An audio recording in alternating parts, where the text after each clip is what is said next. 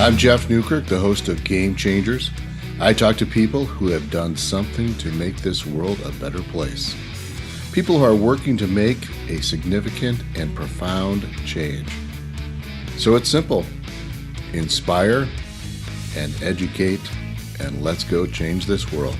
Welcome to the show.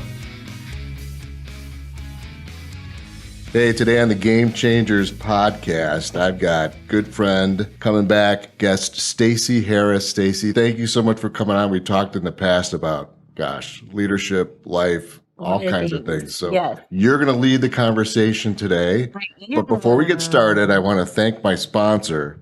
So I've got two. My first one, my newest, Magic Mind, could be found at magicmind.com, known as the world's first productivity shot. It's a 2-ounce bottle of green magic. Who doesn't need magic in their life? Absolutely. So you can take it with your coffee in the morning. Gives you that focus and energy throughout the day. Check that out. Magicmind.com. My other sponsor, Undersummers.com. Undersummers by Carrie Ray. They are women's underwear. Can't speak from personal experience about that, but it's a great product. It is a great product. I know Carrie. I met her years ago, and it is a great product. Yeah. Undersummers.com. Yes. I'll speak as a woman. They're like Spanx, but you don't feel like you're a sausage wrapped in casing when you wear them. They're much more comfortable. There we go. Friends, buckle up, because who knows where this conversation is going. Stacy, take it away. Jeff was feeling brave today and invited me back. This is the fourth. But now I don't feel brave. Now I'm scared as hell. Twice I've been a guest, and then this is my second time that he's allowed me to interview him. I think it's really important that your listeners know who you are. They give you their time every week, and you have these great people on. And you've done a great job selecting. Yeah, you really have. There's been such a good variety of people on. But I think it's important that people know who you are and what is. I agree. I just don't know what you're going to ask. The man behind Game Changers. It's been about 1.5 years since the last time I interviewed you. Time flies. Start out. Tell us about your family. Okay. It'll be 34 years. Congratulations. Diane. Yeah, we met in college. Truly the better half. She is sweet and beautiful. Yeah, she is. We have 3 kids. Our oldest, Peyton, going to be 24 this year. He's a football coach in Cincinnati at high school. And then identical twin girls, Mary and Emma. They're wrapping up their 3rd year at TCU up in Fort Worth. I have their futures mapped out. I don't know that they know it. Peyton has gone off the rails. He's in Cincinnati. We're trying to get him back to Texas. Mary wants to go into chiropractic medicine. So trying to figure out, okay, how can you do that here, Houston area? And then Emma wants to go into psychology. Once they're done with their studies, they're going to move back here, whether they know it or not. Everybody here. Working on it. Everybody here. Great. We're a close family. Yeah. Very fortunate. I always give Jeff a hard time because he's not very good at plugging himself and his business. He loves to talk about everybody else, and it's one of his greatest strengths. I really do want to talk a little bit about your business today, what you do, why did you start your own business, who do you like to work with, how can you help people, all of that good stuff. I started my business in 2019. After many years in the corporate world, I was CFO, Chief Financial Officer. I was in financial management, operations management, and I knew that I always wanted to do my own thing. And I was primary caregiver for my dad for 15 years. And then the last 5 was really tough. He passed away in 2018, and Diane and I thought, now's the time. Yeah. The kids are older. So started my own business. We were in Illinois at the time, and we wanted to get out of Illinois. So we escaped Illinois and came to the great state. Yes. The Lone Star State. And love it here. And then with the pandemic hitting, in March of 20. I had an event planned, and you may even remember this. I do. I remember sitting and planning it. It was a second Friday in March of 2020. That week, we were all shut down. But we were told it was only going to be for a couple weeks. So I had this event where I was going to introduce myself, get people to know what I'm offering. And we rescheduled it for May. Yeah. Then we rescheduled it for July. Then we rescheduled it for October. Yeah. During that time, I was like, God, should I be doing this? And I think that God gives us challenges along the way to see if this is something that we really want to do. And this is something that I really wanted to do, and I still do. I love what I do. I love working with people. I love helping their businesses. I love working with them professionally to improve their communication and leadership skills. So I'm not changing, only growing and getting better from here on out. What is your ideal client? Who is your favorite kind of person to work with? Are they new in their business? Are they a little further along? It can be either one. The way I like to describe the perfect client consultant slash coach relationship, there have to be three elements in existence. And this comes from experiences. The first one is they have to be seeking assistance. So it can't be forced on them. It can't be Right. like a boss comes who's, They have to want help. subordinate will be resistant. They have to be asking for help. The second is they have to be receptive to ideas. So when we come up with suggestions or recommendations, doesn't mean we're going to implement everything, but we at least have to have a conversation. Right. And if they're not open to it, probably not going to be productive. I never want to be hired to give that stamp of approval like, Jeff, we don't really want you to do anything. We just want you to look over what we've done and give us the stamp of approval. That's not why you're hiring me. Right. And then the third and probably the most important is an alignment of values and beliefs. Doesn't mean that we have to be, the way I like to say it is singing from the same hymnal, but we do have to have the same type of value structure and same type of work ethic. So if I come up with some suggestions, you know that what I'm coming up with aligns with where you want to go. Yes. Yeah. That is all very important. But it could be a new business owner, could be one that's just been in business for a long time and they want to take their business to the next level. I love working with individuals who just want to improve their professional trajectory, get to the next level in their career. I love talking about leadership, core values. We all need that stuff. I know that you are a John Maxwell certified coach. / consultant. What is it that makes you so passionate about leadership? The lack of leadership in businesses in our country, people will say, yeah, I'm a good leader. Really? What makes a good leader? Or I've just been promoted into a leadership position. Yeah. You may have been promoted, but doesn't mean you're a leader. There's a big difference between being a manager and supervisor and being a leader. And we see every day in business, in politics, there's a lack of leadership. And I think that there are a lot of qualities and factors and characteristics that come into being a good, strong leader. And so I am passionate about that because I've seen so many bad ones. Yeah. We all have. We're inundated with bad leadership. Bad leadership. And I think that our young people are seeing examples of really bad leadership, and they're not getting an idea of what it takes to be a good, strong, and effective leader. And it starts with having a good value structure, knowing the difference between right and wrong, Yeah. serving and not being served. How many times have you heard leaders say, or self-professed leaders talk about how they have deserved their position or what people are doing for them as opposed to what they are doing for others? Simon Sinek has a great book, Leaders Eat Last. The people that they're responsible for, they eat first. Right. What's your favorite leadership book? Is that one? There's so many. Leaders Eat Last. Simon Sinek's got so many. Find Your Why. Yeah. Another good one. John Maxwell's The 21 Irrefutable Laws of Leadership. I love that one too. Patrick Lencioni, another great author. I don't know that I have one. There's so many good ones out there. Are there any leadership podcasts that you like? So the guy that really inspires me and I love to listen to him is Ed Milet. Yes. He's just so dynamic. I know. Wow, look at Yeah. Are you in love with him? Or that was like a deep I just love the spirit that he has. It's not even so much about the influence, but it's just the impact that somebody like Ed Milet has. He's so vulnerable in the way that he does it. He's just him. He's really awe-inspiring. Like the sigh is wow. somebody who you can listen to for a long time. Yeah. And learn a lot from. Yes. I love Craig Rochelle, his leadership podcast. Yeah, You you ever said look that. at There's a lot of good ones out there. people you surround yourself with? We were talking about that Yeah. before we started. Surround yourself with people who are going to make you better. Don't surround yourself with people who are going to make you necessarily feel better. Yeah. The people that I want to be close to are those that are going to give me the real scoop. Challenge you. They're going to tell me how it really is. And if I'm screwing up, they're going to tell me, Jeff, you're screwing Yeah. up. That's what I find as a true friend and a trusted advisor. I don't want somebody to feel like they have to walk on eggshells around me. Right. They're going to tell me something that they think I want to hear. I agree. I will tell my friends, I love you too much to continue to watch you do this. Like, I've heard you say that. I can't sit here and watch you do this anymore. My mother-in-law always says, I just need you to let me tell you what I think or what I see. And then you don't have to do anything about it and you can never think about it again, but I just need to tell you. And then it's off her conscience. Okay. So what are you most excited about right now in your life? I've got some awesome clients. I really do. I've been very fortunate. So I really do get excited about what the future is going to bring for them.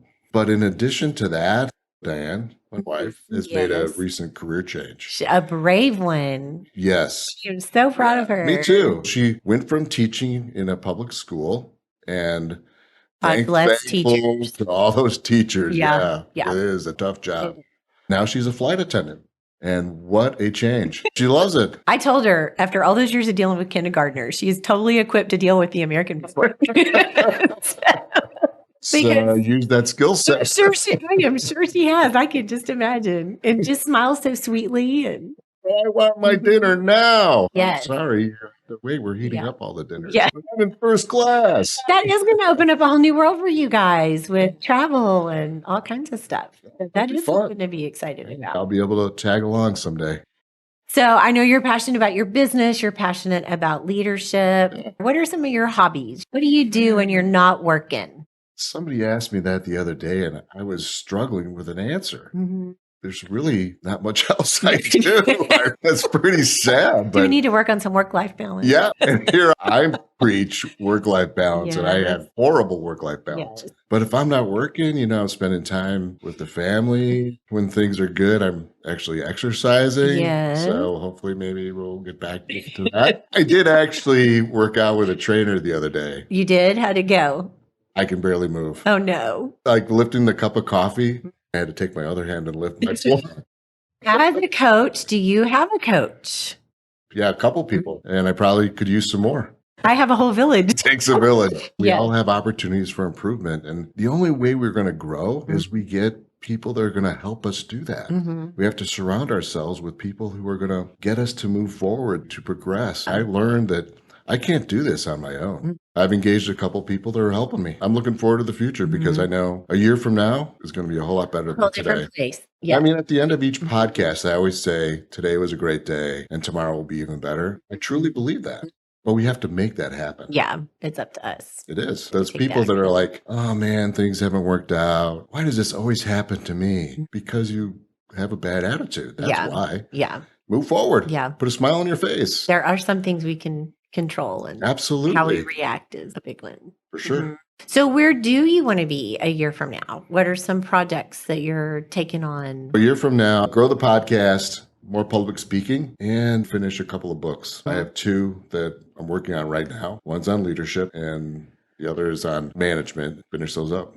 And of course, continue the business. Keep helping people. That's what it's all about. What is just that perfect client that if they come to you, they're in the right headspace themselves of being coachable? Who is it that you can help the best out there? Since you said they would be coachable, that takes politics out of it. Most of the people in politics are not coachable. Yeah. Gosh, that's a great question. It would have to be somebody obviously meeting those three requirements: receptive, alignment of values and beliefs. The person that comes to mind, Dabo Sweeney, coach of the Clemson Tigers. I actually knew who that was. Were you proud of him? Like to think that he has coaches that are working with him to help him improve, but he's got the world by the tail at Clemson. He's won national championships, but I think that he has more to offer the world than being the head coach at Clemson. I think his heart is in the right place. He's a super intelligent guy, and I think that big-time college football, often we have the wrong perspective. It's all about the money. Even in college athletics, when we get so focused on the dollar, we lose perspective on what's right. He's done a lot already, but he can do a whole lot more in this world beyond Clemson. I think there's more out there for him, and I'd love the opportunity to work with him. I think you just like uncovering people's potential. Yeah, because often they don't see it. And getting somebody to be more self-aware of what they can do is, man, and then when you see it come to life, it is really awesome. It's really rewarding. Thinking of one client that I've worked with for a couple of years. And when we started working together, I don't think that she really knew where she could take her business. I saw this business owner with an incredible amount of potential, super smart, heart in the right place. And I thought, if she puts everything into place that we're going to talk about, the sky's the limit. Yeah. 2 years later, she is just on fire, and it's fun to see. What are some charities that you enjoy, volunteer work? I know you are very big on service. Yes. So what are some ways that you like to serve outside of your clientele? I'm involved in a couple of nonprofits. I'm on the board of an organization called Hands of Justice. Hands of Justice is an organization that their mission is to help those who are overcoming sex trafficking or human trafficking. Pretty involved in that. And I also serve as a facilitator of a support group, which is rewarding. Got to know some great people through that. I'm also on the board for a nonprofit called the Dispute Resolution Center. It's an organization that is mostly, it's all mediation. So folks that perhaps can't afford attorneys, they go to some place like the DRC to do their mediation. And so a lot of the volunteers there are attorneys, some aren't, but the whole purpose is to help people come together when they're going through something like a divorce or family issues. And then I'm involved in the Kiwanis Club locally, which the mission is all about helping children. Just had a wonderful prayer breakfast. Oh, yeah, it was the awesome. Kiwanis prayer breakfast. So I know that faith is a big part of your life. Core value. Yes. How does your faith affect your daily life? Every day when I get up, the first thing that I like to do is to think of three new things that I'm grateful for. That starts my day off on the right foot. And I'll write them down. Because if you write it down, then you remember it and you live it. And I try to think of three different things because we have so much to be thankful for. We have so much to be grateful for what we have in our life, roof over our head, food on the table, the country that we live in. So that is really important to me in giving thanks to God for everything that he's blessed me with.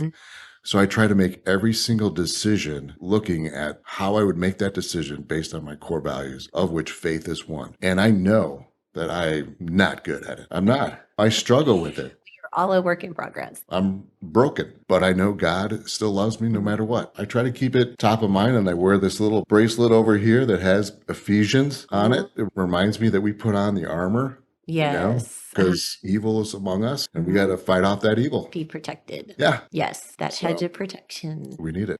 So, last deep question. Oh, man. Okay. The end of your life. What do you want to be remembered for when you are gone? What's the legacy?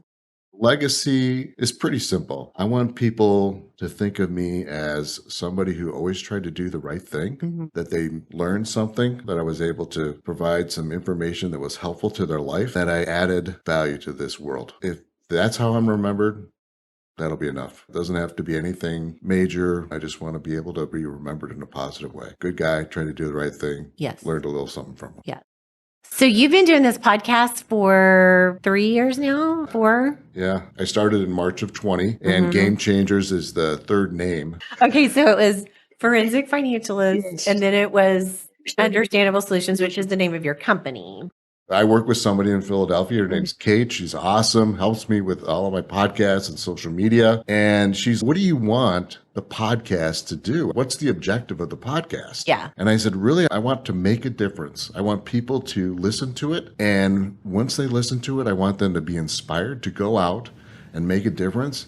And I also want to educate, maybe drop a nugget or two of helpful information that's going to help them change their life in some way or help them to make a difference. And I said, so really, I want them to change the game. And she said, what about Game Changers? What is it that fuels you? Because this takes a lot of time, preparing and lining up your guests. What is it about this that fuels you to continue doing it among all the other things that you have to do? This might sound a bit cliche, but it's really the chance to make a difference. I'm doing this because I really want people to take the information that they hear, that they learn, and say, hey, I can apply that to my life. Or that person did this, maybe I can do something similar. Because the guests that I've had on, I think of all the people that I've talked to and have had the chance to interview. And the interview it's really just a conversation. Right. It's like us today, we're just talking. But they all come with a story. And they all come with that story that says, I had a situation that was challenging, but I persevered. And here's what I'm doing today. You don't start a podcast to make money. Right. There's got to be a purpose behind it. Yeah. And if you do the right thing and you do it consistently, the money will follow. You'll get sponsors and you'll grow. But it takes a lot of work. It's not something that you can just do pastime. It's got to be intentional.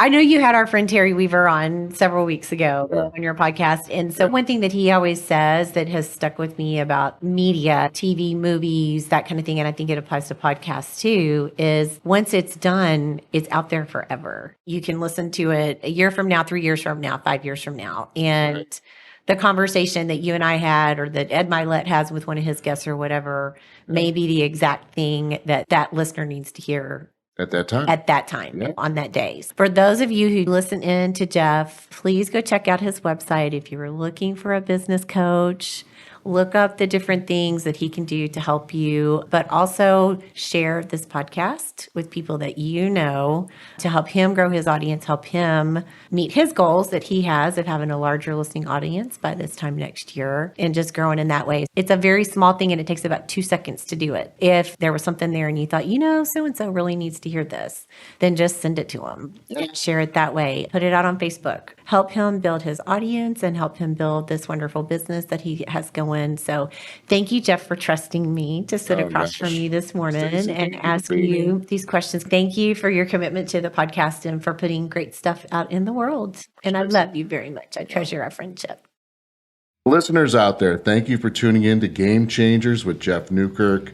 It is such a privilege to do this podcast and to get it out there on social media and all the podcast platforms. If you have an idea of who you think I should talk to, let me know. If you have a thought on what the content of an episode should be, let me know that too. Go to GameChangersWithJeff.com. You can leave me a message. You can even email me at jeff@understandablesolutions.com. I want to hear from you. That's how the podcast is going to get better. And again, the goal is to inspire and to make a difference in this world because we need it. Thanks so much for tuning in. Today was a great day. Tomorrow will be even better. Peace, everyone.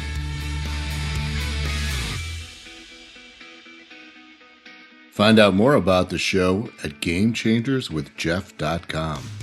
And make sure you're following Game Changers on Apple, Spotify, or wherever you listen to your podcasts. We are everywhere. Never miss an episode. We appreciate you listening. Grateful for your following.